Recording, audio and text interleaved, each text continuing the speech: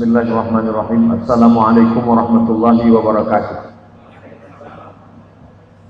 Alhamdulillah wassalatu wassalamu ala rasulillah Sayyidina wa maulana Muhammad ibni Abdillah wa ala alihi wa sahbihi wa matabi'ahu wa mawah. Yang sama-sama kita hormati Bapak Gubernur, Bapak Anggota DPR RI, Bapak Kepala Kantor Kementerian Agama, Ketua LPTQ, pimpinan pondok pesantren, tuan-tuan guru, alim ulama, cerdik pandai, tokoh masyarakat yang besar tak dihimbau gelar, yang kecil tak disebut nama. Insya Allah kita semua dimuliakan Allah Subhanahu wa Ta'ala. Amin ya rabbal alamin. A'udzubillahi minasyaitonir rajim. Yarfa'illahu alladziina aamanu minkum walladziina utul ilma darajat. Allah mengangkat derajat orang-orang beriman, tapi ada yang lebih tinggi lagi, orang beriman yang berilmu. Dan orang berilmu itu ada yang lebih tinggi lagi, yaitu ilmu yang langsung dari Allah sampai kepada Nabi Muhammad SAW, yaitu Al-Quran. Maka di antara semua ilmu, ilmu politik, ilmu sosial, ilmu budaya, ilmu fikih, ilmu hadis, ilmu tafsir, yang paling tinggi adalah ilmu Al-Quran, yaitu orang-orang yang menghafal Al-Quran. Yang paling tinggi derajatnya adalah para penghafal Al-Quran. Siapa yang tidak percaya bahwa penghafal Quran itu paling tinggi derajatnya, hadirlah ke Pontianak. Hari ini nampak penghafal Quran lebih tinggi dari gubernur, lebih tinggi dari PRRI, lebih tinggi dari Abdul Somad. Jadi Pak Gubernur mengatakan, Ustaz Somad, nanti kita habis sarapan ini ada wisuda. Bayangan saya di mana-mana yang di atas itu gubernur, DPR RI, alim ulama, cerdik pandai, wisudawannya di bawah. Karena saya seminggu yang lalu ada wisuda di Sekolah Tinggi Agama Islam, kami duduk di atas, wisudawan, wisudawati di bawah.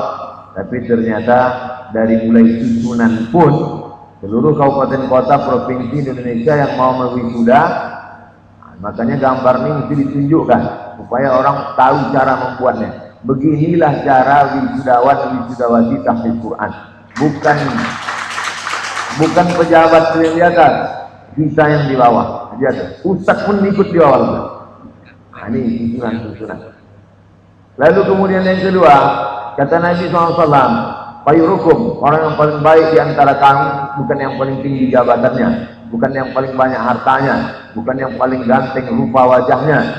Fayurukum, orang yang paling baik di antara kamu, man ta'allamal Qur'an, orang yang belajar Quran, wa 'allamahu, dan mengajarkan Al-Quran. Mereka sudah belajar Quran 30 juz di kepalanya. Mereka ini saking hafalnya Quran itu, membaca Quran dari qari itu tegak berdiri, tak ada megang Quran, tak ada nengok Quran. Saya beberapa kali ada juga menengok qari ini tak ada bawa Quran, tapi handphonenya hidup. Ini tak ada Quran, tak ada handphone, tegak aja hafal di Quran. Mereka ini kalau pejam mata, nampaknya dari mulai Al-Fatihah, Al-Baqarah, An-Nisa, Ali Imran, Al-Ma'idah, sampai An-Nas. Kita ini pejam mata, nampak lontong sayur. Makannya di kepala kita. Mereka ini dalam jantungnya Quran, dalam kepalanya Quran, dalam otaknya Quran. Kalau sudah di hati Quran, di otak Quran, pandangan mata Quran, pendengaran telinga Quran, mereka adalah Al-Quran yang berjalan di atas muka bumi Allah Subhanahu wa Ta'ala. Jadi kalau ada di antara kita yang hadir di cemburu kepada mereka, kenapa mereka bisa lebih tinggi, lebih di atas daripada kita? Mudah saja, sorkan 30, naik ke atas. Yang ketiga, bahwa ada di kepala kita ini sekarang macam-macam hafalan. Ada yang hafal Pancasila, ada yang hafal P4. Tapi kalau Allah mau, apa yang ada di kepala kita itu hilang semuanya. Apa buktinya? Orang kena amnesia. Begitu buka mata, nama dia pun dia tak ingat. Keluarga, anak, istri, sahabat, semuanya hilang. Kena amnesia. Ini pernah terjadi bahwa ada orang kena amnesia, tak ada yang dia ingat. Tapi kemudian ketika dia dengar orang baca Quran, dia ingat. Rupanya dia pernah menghafal Al-Quran. Ini menunjukkan memori kepala kita ini terbentur sedikit aja hilang. Ada dulu sahabat saya di Mesir, dia ceramah bawa sepeda motor, rupanya tak pakai helm, jatuh.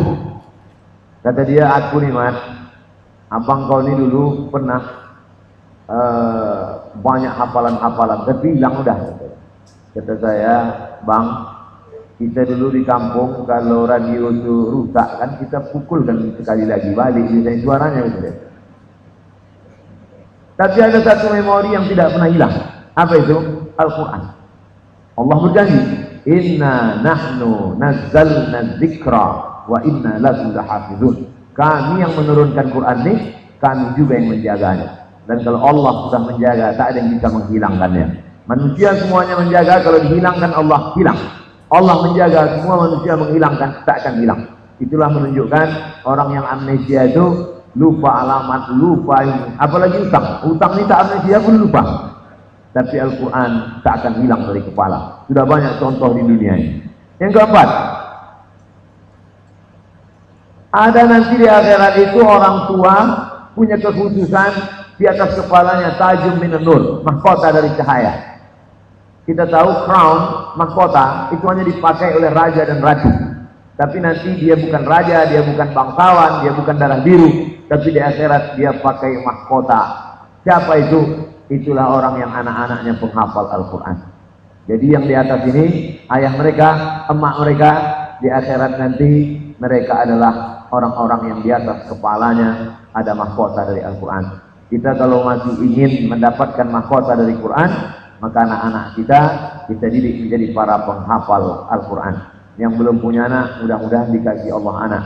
Yang anaknya sudah ada belum hafal, mudah-mudahan menjadi anak-anak penghafal Al-Quran. Ini ceramah saya ini direkam ini kan? Hidup kameranya. Nah, saya mau minta nanti untuknya. Karena kameramen saya tak ikut. Minta mau saya posting di channel Ustadz Abdul Somad Official. Jangan lupa subscribe, like, and share. Supaya ini ditonton oleh seluruh orang di Indonesia bahwa saya sedang ceramah dalam acara wisuda Hafiz dan Hafizah tahap 2 ke Kalimantan Barat tahun 2020. Dari mulai letaknya, ambilkan gambar, dari mulai di mana posisi Pak DPR RI, Pak Gubernur, Pak Kepala Kantor Kementerian Agama, Pak LPTK, ambilkan selilik, tunjukkan juga gedung yang cantik ini, biar tahu mereka saya ceramah bukan kaleng-kaleng. Yang kelima, bahwa ada pohon jagung ditanam di suatu ruangan yang dibacakan Quran di situ. Yang mengadakan percobaan orang Eropa, dibuat suatu ruangan, di situ diputarkan MP3 24 jam Al-Quran. Yang satu lagi ditanam juga pohon jagung, tapi tak ada apa-apa. Diputarkan di situ musik rock and roll. Tak ada disebutnya K-pop. Lalu kemudian setelah jagung ini besar, dites. Dibandingkan Quran yang diputarkan 24 jam dengan yang diputarkan musik. Ternyata pertumbuhan jagung yang diputarkan Quran lebih cepat, buahnya lebih manis. Tapi bagi orang sarjana pertanian, kata dia, apa korelasi antara jagung dengan Quran? Orang beriman mudah saja, karena Allah menyebutkan itu dalam Al-Quran. Mana ayatnya Pak Ustaz? Mana ada surat jagung dalam Quran? Wa idza quri'al Qur'an, kalau Quran dibacakan fastami'u lahu, dengar baik-baik, wa ansitu, dan diam, la'allakum turhamun, maka turunlah rahmat Allah. Quran dibacakan di rumah, turun rahmat di rumah. Quran dibacakan di kamar, turun rahmat di kamar. Quran dibacakan ke tanam-tanaman, turun rahmat. Buahnya lebih cepat, buahnya lebih manis. Tapi yang punya teori itu orang Islam yang mempraktekkan orang lain. Ini adalah ajaran yang dijanjikan Allah. Sanurihim ayatina fil afaq.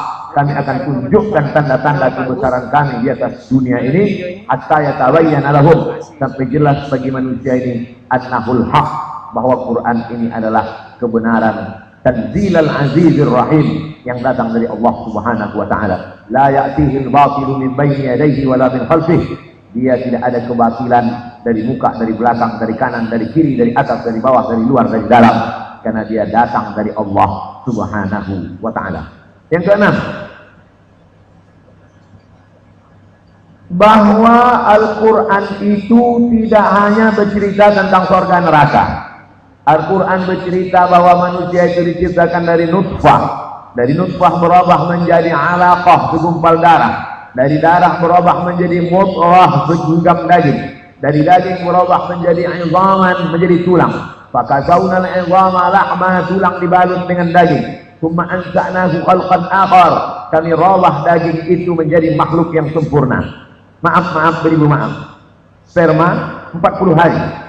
Dijelaskan dalam hadis Nabi. Dalam Quran hanya disebutkan dari sperma menjadi darah, menjadi daging, menjadi tulang dibalut daging. Tapi teknis secara detailnya disebutkan dalam Quran.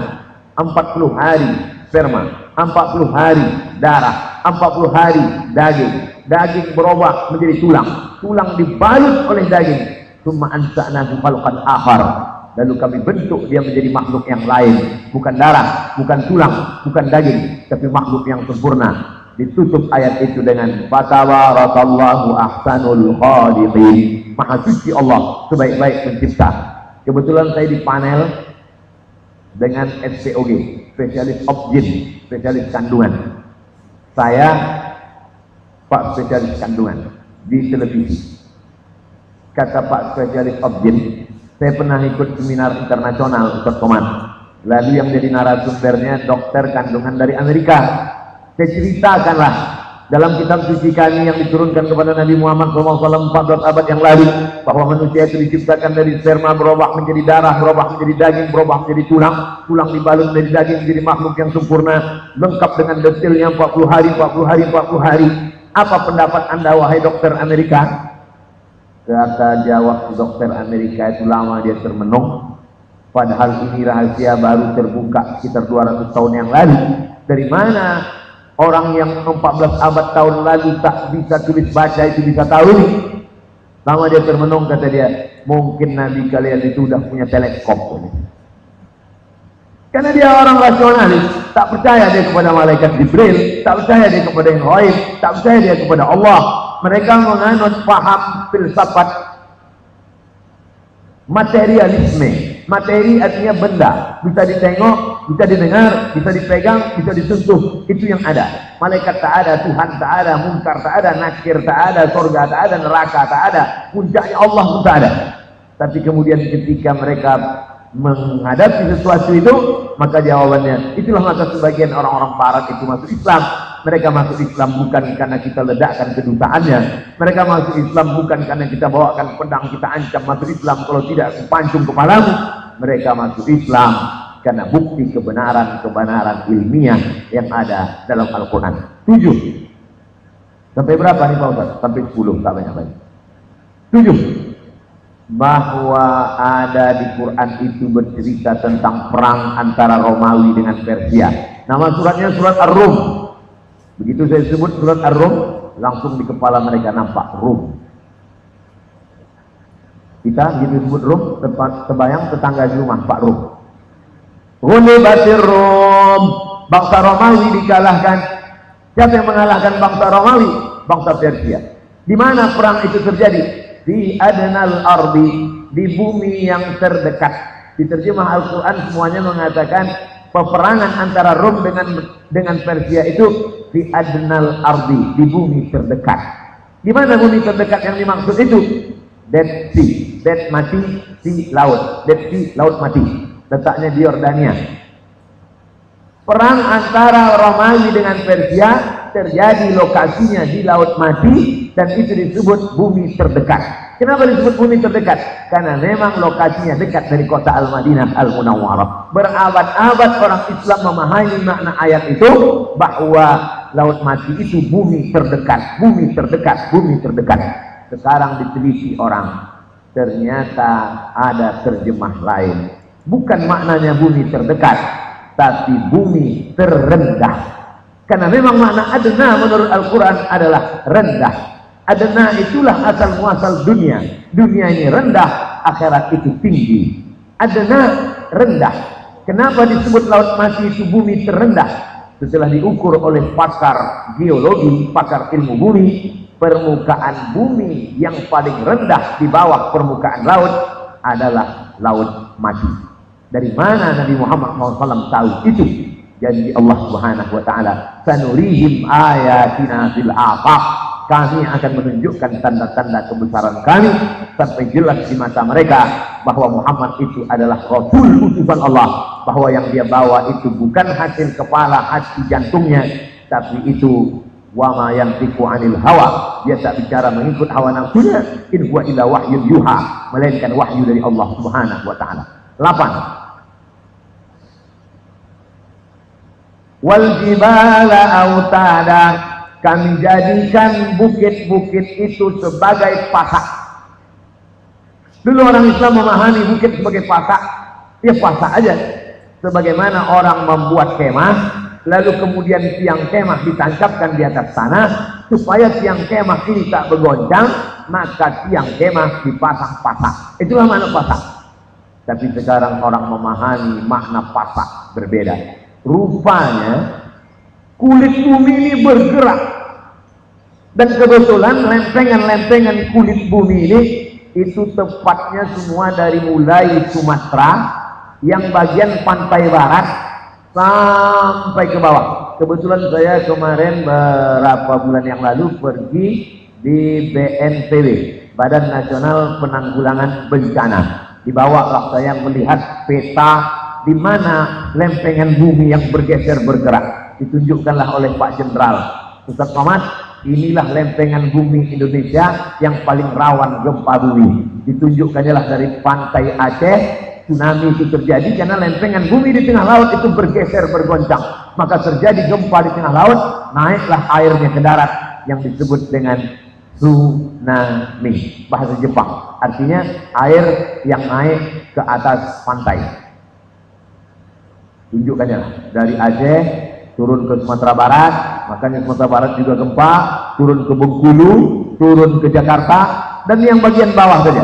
Apa kata dia? Yang paling selamat dari gempa seluruh ini Pak Ustaz adalah Pulau Kalimantan. Tak ada sama sekali, kata dia. Dalam hati saya, kok bisa tuh di Sumatera? Tapi ini bukan permintaan kita tak bisa request. Ini adalah kuasa Allah SWT. Lalu kenapa kerak bumi ini tidak bergerak?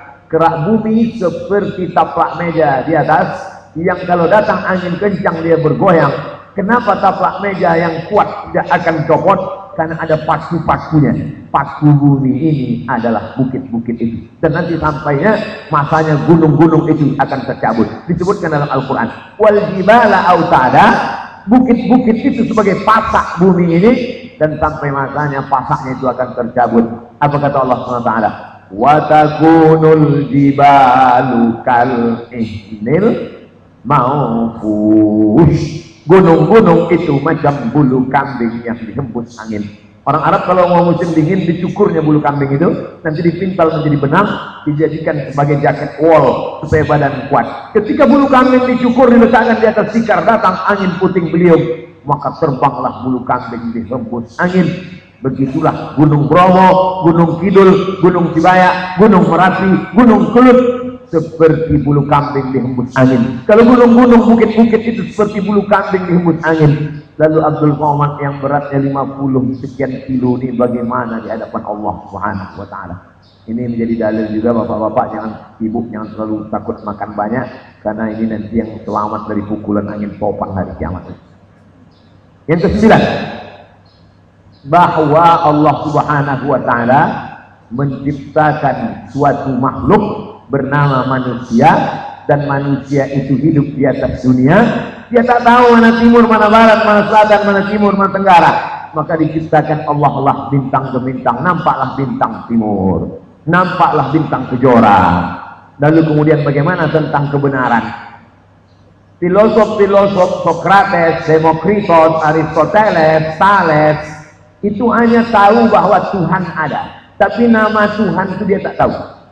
Mereka berpikir tak mungkin dunia ini ada tanpa ada penciptanya, maka mereka hanya tahu Tuhan itu ada. Sama seperti pemikir-pemikir barat yang tak mau beragama, mereka tak percaya pada agama, tapi Tuhan mereka percaya. Hanya saja Tuhan itu dia tak tahu namanya siapa. Makanya ada salah satu pemikir barat, kata dia Tuhan itu ada, tapi namanya X, kata dia. Bayangkan kalau Tuhan kita namanya X, kan payah itu doa. Oh, X. Lalu Tuhan itu apa namanya? Datanglah Allah memilih satu nabi, namanya Muhammad sallallahu alaihi wasallam. Dikirimkanlah wahyu kepada nabi itu melalui Jibril, dikasih tahunya lah nama dia. Siapa nama dia? Allah. Adakah Tuhan selain dia? La ilaha illa huwa. Apakah dia hidup? Al-Hayyu. Apakah dia hanya sekedar hidup duduk-duduk tapi tak mengatur?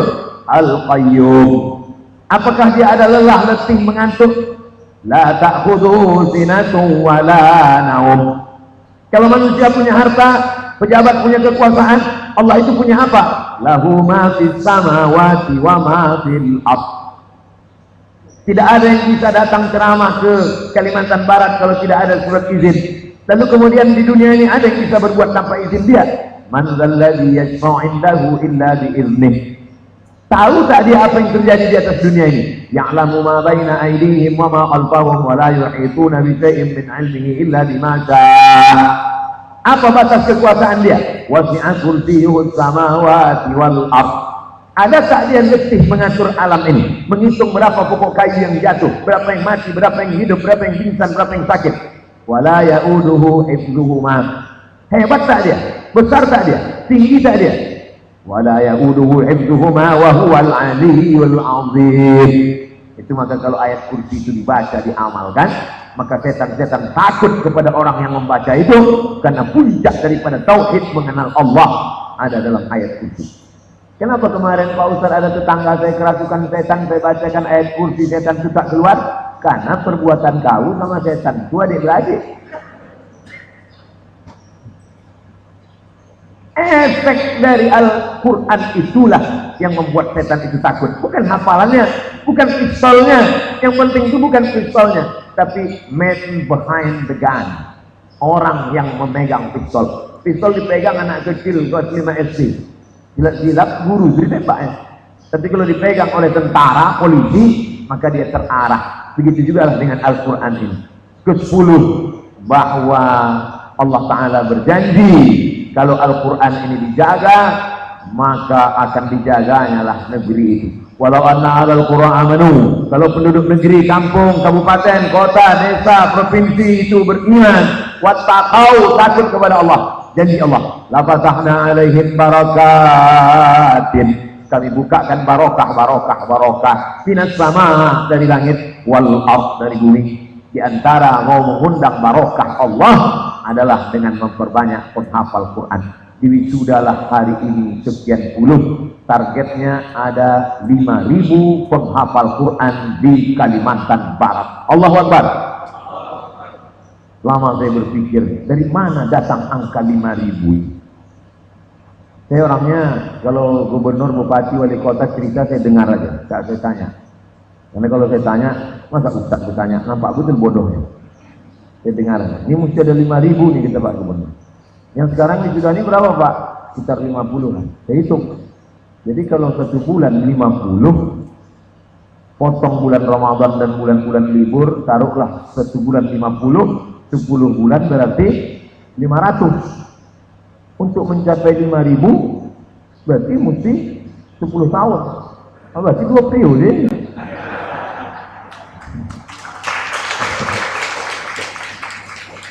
Itu hitung saya. 50, 1 tahun 500, 10 tahun muncul 5.000 penghafal Quran. Datanglah orang yang otak-otaknya berkudis, yang otaknya tumpang. Terus untuk apa ini penghafal Quran yang 5.000 ini? La ilaha illallah Muhammadur Rasulullah. Ada pula manusia yang hidup di sini.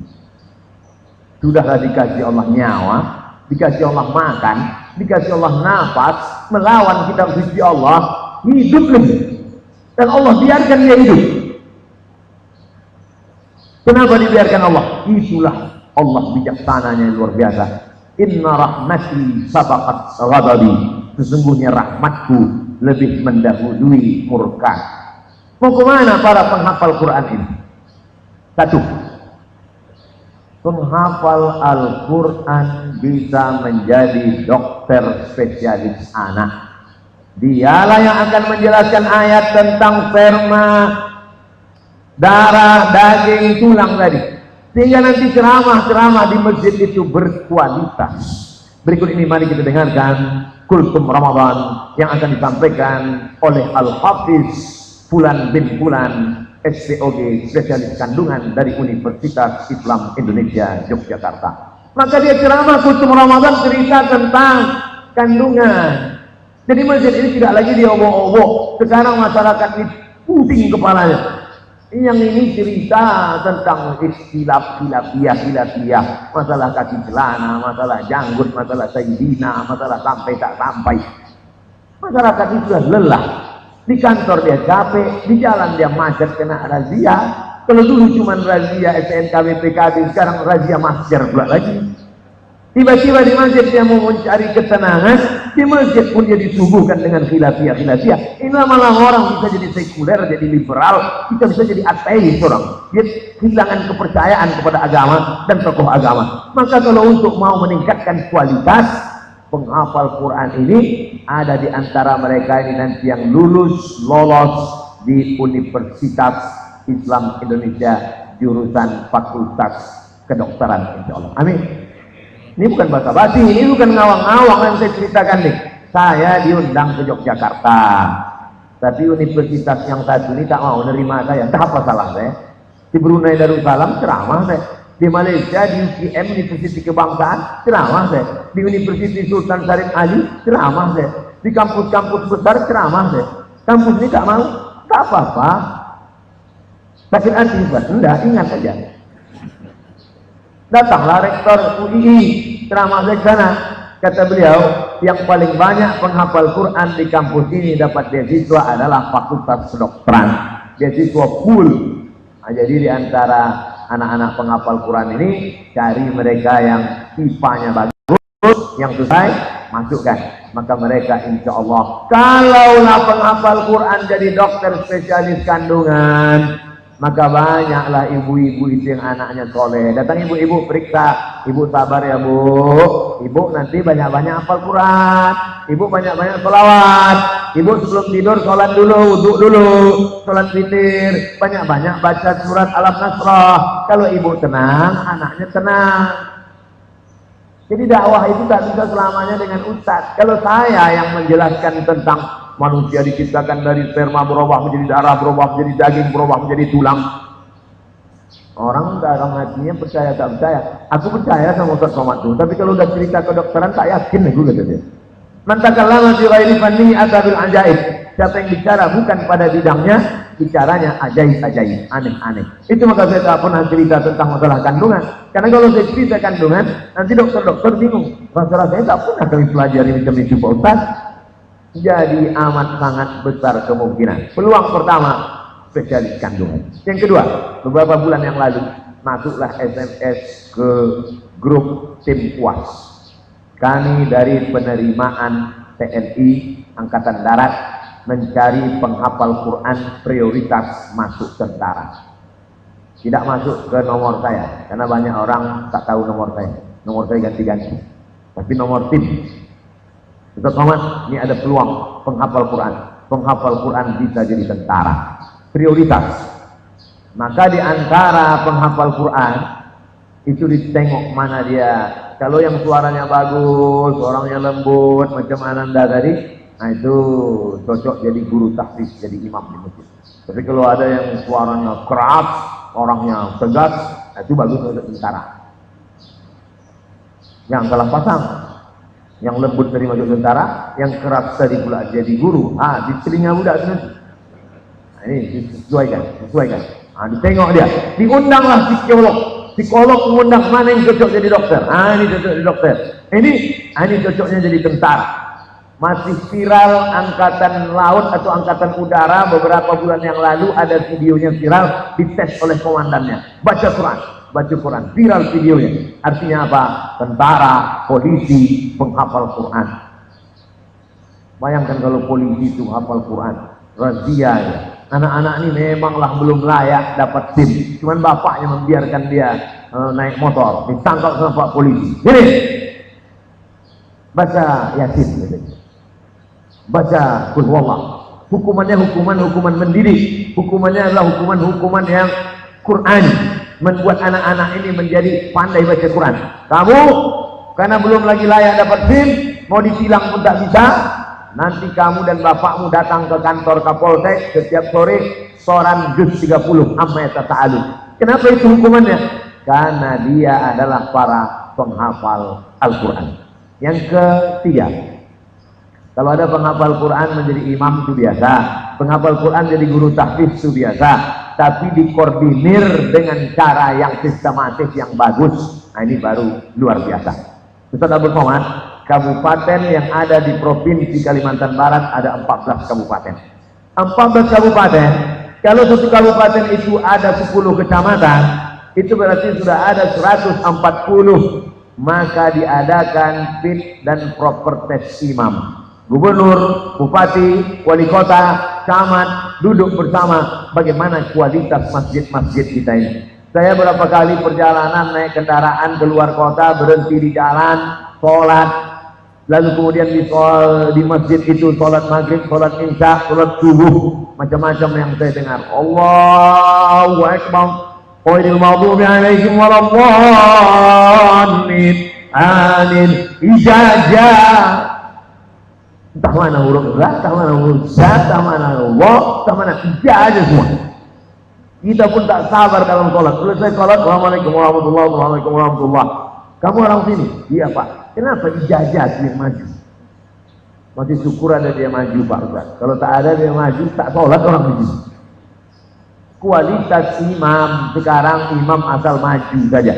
Maka ini tanggung jawab bupati, gubernur, wali kota, camat, desa-desa, kampung, mesti ada imam yang lulus fit and proper test. Jadi tidak ada lagi orang yang mengatakan ini penghafal Quran mau kemana. Bayangkan kalau setiap camat mengambil alumni tahfiz ini lalu diletakkan di masjid-masjid kecamatan, gajinya dari mana? Peluang gaji bisa dari APBD. APBD tak cukup Pak Ustaz, bisa dari Basnas Badan Amil Zakat Nasional, dan sedekah masyarakat infak itu tak terhitung-hitung. Cobalah hari Jumat berapa banyak kita dengar pengumuman keuangan masjid.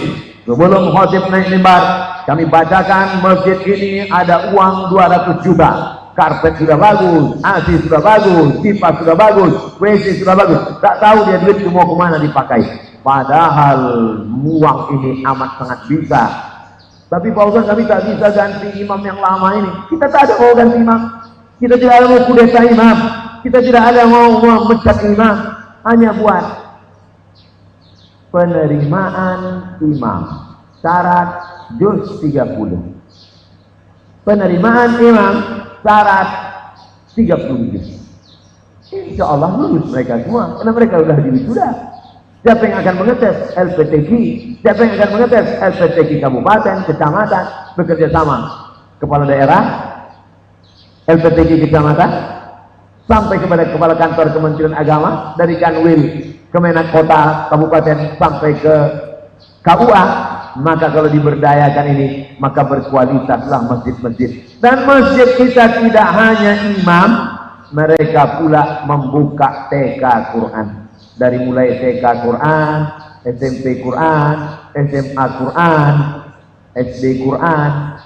Alhamdulillah, beruntung orang Pontianak, Kalimantan Barat, seluruh pengurus masjid dari Indonesia, lebih 300 masjid yang sadar bagaimana cara menata masjid. Itu dari mulai Aceh sampai Papua, Kalimantan, Sulawesi, Makassar, Jawa, mendatangi Pontianak untuk belajar manajemen masjid melalui Masjid Munzalan Mubarakah. Karena di situ masjid tapi ada supermarketnya, masjid tapi ada kliniknya, masjid tapi ada bisnisnya, masjid tapi bisa mengumpulkan beras. Berdatanganlah orang-orang dari Indonesia ini mau belajar bagaimana manajemen masjid ke Pontianak. Bisa pula orang Pontianak, Kalimantan Barat sendiri tak tahu bagaimana mengatur masjid. Bak kata orang Melayu, ayam mati di lumbung padi. Dan sebab itu maka ini alumni-alumni ini diberdayakan. Tapi Ustadz tak punya kekuasaan.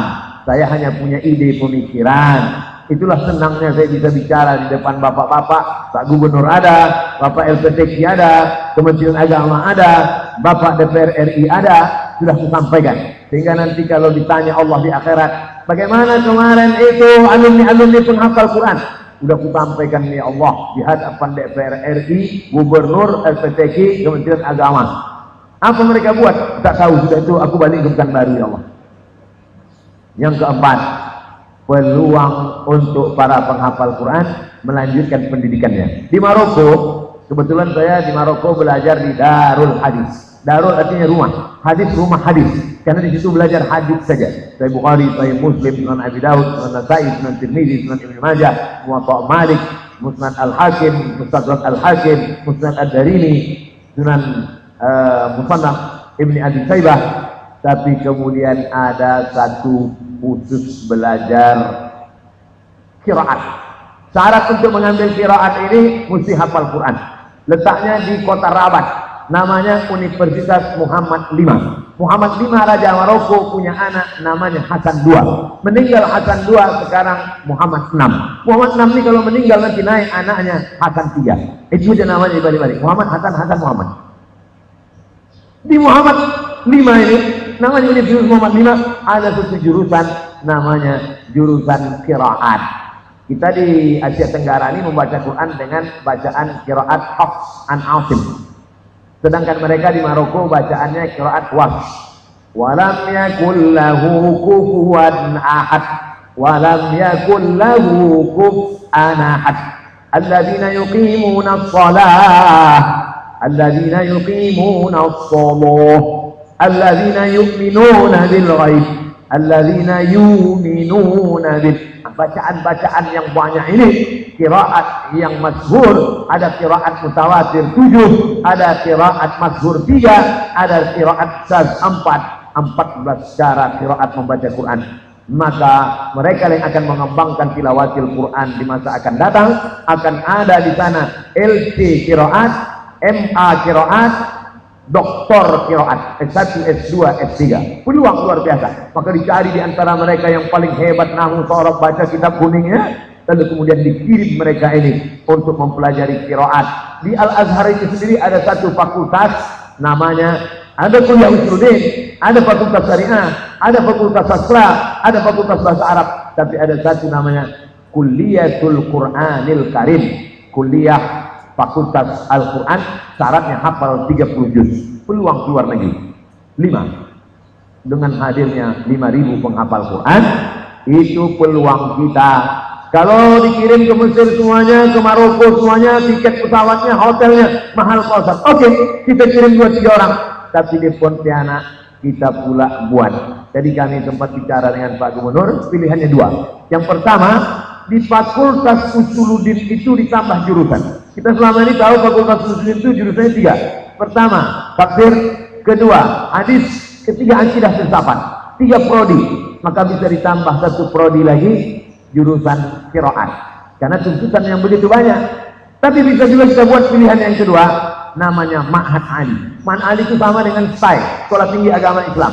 Hanya saja Sekolah Tinggi Agama Islam ini bukunya pakai bahasa Indonesia.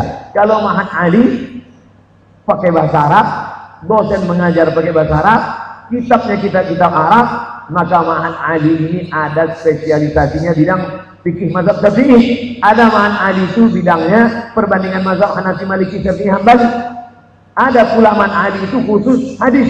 Karena di Kalimantan Barat ada 5.000 penghafal Quran, maka dibuatlah satu Ma'had Ali yang khusus dalam bidang tafsir wa ulumul Quran. Sehingga sebagiannya dikirim ke Mesir, ke Maroko, sebagiannya diproduksi di sini. Maka mereka inilah yang menjadi para pakar qiraat, pakar dari mulai bayati, sobasika, nahawan, jaharka. Al-Quran itu mereka gali semuanya. Ada yang menggali Al-Quran dari mulai tajwidnya, dari mulai bayati, sobasika, nahawan, jaharka, ras, soba. Ada yang mengkaji dari aspek khatnya, ada yang mengkaji dari aspek menulis makalah Al-Quran MMP-nya, ada yang mengkaji dari mukjizat-mukjizat almiah, dari aspek biologinya, aspek geologinya, aspek fisikanya. Maka Al-Quran itu seperti ungkapan Syekh Abdullah Darras, Quran itu kata dia seperti permata yang memiliki banyak sisi. Ada yang melihat dari sisi lagunya, ada yang melihat dari sisi tajwidnya, ada yang melihat dari sisi ilmiahnya. Maka lahirlah generasi-generasi yang Quran. Jadi kalau ada orang meragukan kemana para penghafal Al-Quran, sesungguhnya mereka adalah orang-orang yang summun, bukmun, omyun, pekak, tuli, bisu, buta. Yang buta bukanlah matanya, la ta'mal absaru walakin ta'mal qulubul lati fis sudur. Hari ini kita sedang ditunjukkan, saya selalu sampaikan di mana-mana. Pak Ustaz, Pak Bupati kami orangnya rajin sholat duha, rajin sholat tahajud, rajin puasa Senin Kamis, rajin baca Yasin. Itu bukan amal bupati. Pak Kades kami, Pak Lurah kami, rajin Senin Kamis, rajin puasa sunat, rajin yasinan, rajin tahlilan. Itu amal orang biasa.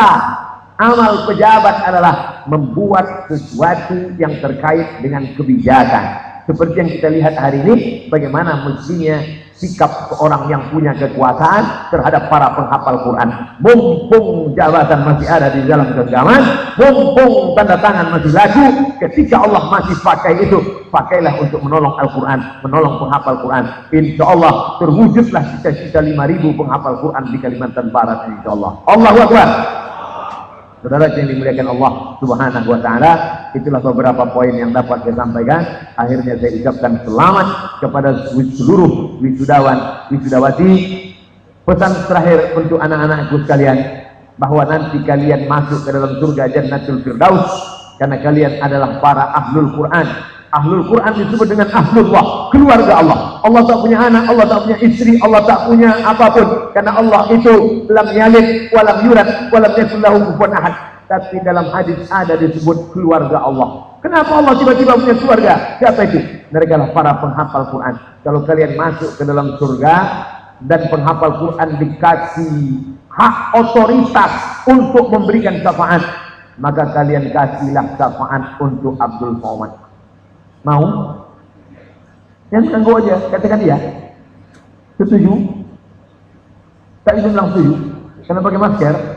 Oke lah, mengangguk pun jadilah. As-sukutu alamatul ridha. Diam tanda setuju. Yang penting saya sudah walking. Penghafal Quran ini akan memberikan syafaat dari penghafal Quran yang dapat syafaat yang sudah janji dengan Abdul Somad. Bapak Ibu, masih ada angkatan-angkatan berikutnya. Mudah-mudahan tahun bulan depan masih ada lagi. Sudah. Tidak ada hubungan yang paling baik kecuali berhubungan dengan para penghafal Quran, karena mereka adalah orang-orang yang bisa memberikan syafaat di hadapan Allah Subhanahu wa Ta'ala. Yang paling beruntung bertuah adalah bapak ibu mereka.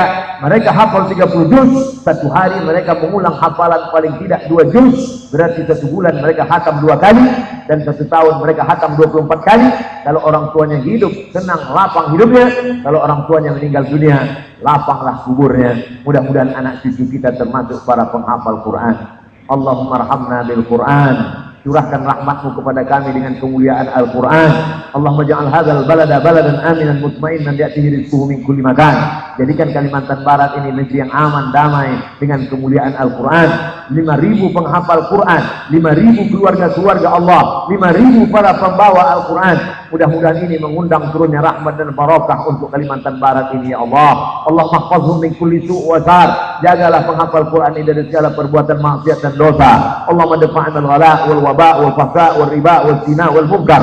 Selamatkan negeri ini dari malapetaka, bencana, riba, zina, narkoba, perbuatan keji dan mungkar. Allah madfa'an al-waba, Allah madfa'an al-waba, Allah madfa'an al-waba. Angkatlah wabah COVID-19 ini dari negeri kami, ya Allah. Wafiqna lima tuhibbuhu wa tardah. Tanamkan dalam hati kami taufik dan ridhamu supaya kami beramal dengan amal yang kau cintai dan kau ridhai. Warzuqna tilawatahu ana al-laili wa atrafan nahar. Berikan kami rezeki supaya kami dapat membaca Al-Quran pagi, petang, siang dan malam. Waj'alhu lana imaman. Jadikan Quran itu sebagai pedoman hidup kami, ya Rabbal Alamin. Allah waj'al abna'ana wa banatina min huffazil Quran. Jadikan anak cucu cicit kami sampai hari kiamat termasuk para penghafal Al-Quran, orang yang memuliakan Al-Quran. Jadikan pemimpin-pemimpin kami yang memuliakan penghafal Quran. Sahih ajsadahum, sehatkan badan mereka. Qawi imanahum, kuatkan iman mereka. Wafiqhum lima tuhibbu wa tardah. Tanamkan ridhamu dalam hati mereka sehingga mereka beramal dengan amal yang kau ridhai, ya Allah. Rabbana ighfir lana dzunubana, ampunkan dosa kami, wa liwalidina, kedua orang tua kami, wa limasyayikhina, tuan-tuan guru kami, wa li su'ama'ina shalihin, pemimpin-pemimpin kami yang saleh. Allah makhtim lana bi husnil khatimah wa la taqtim alaina bi su'il khatimah. Wa sallallahu ala sayyidina wa maulana wa syafi'ina wa zukrina Muhammad wa ala alihi wa sahbihi wa sallam. Walhamdulillahi rabbil alamin. Taqabbalallahu minkum minna wa minkum taqabbal ya karim. Terima kasih segala perhatian. Mohon maaf segala kesilapan dan kehilafan. Tahniah, selamat buat Ananda wisudawan-wisudawati penghafal Quran. Aku qouli hadza astaghfirullah li wa lakum. Wassalamu alaikum warahmatullahi wabarakatuh.